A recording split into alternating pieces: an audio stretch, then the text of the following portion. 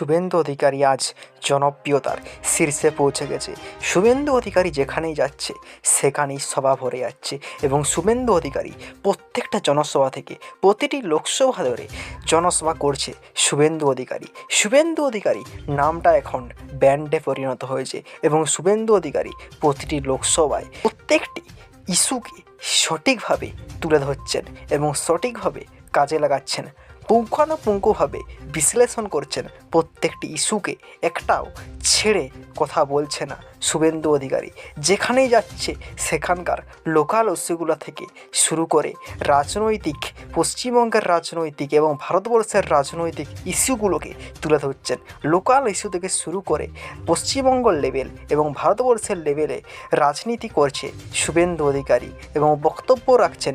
সেই পরিপ্রেক্ষিতে আপনাদেরকে এক ঝলক দেখাবো শুভেন্দু অধিকারী অসীম সরকারের একটি সমর্থনে পথসভা থেকে শুভেন্দু অধিকারী কীভাবে পথসভা করে যাচ্ছে এবং কর্মীদের উচ্ছ্বাসটা আপনাদেরকে দেখাবো এক ঝলক। এবং দেখুন আপনারা শুভেন্দু অধিকারী জনপ্রিয়তা কিভাবে কোথায় পৌঁছে গেছে।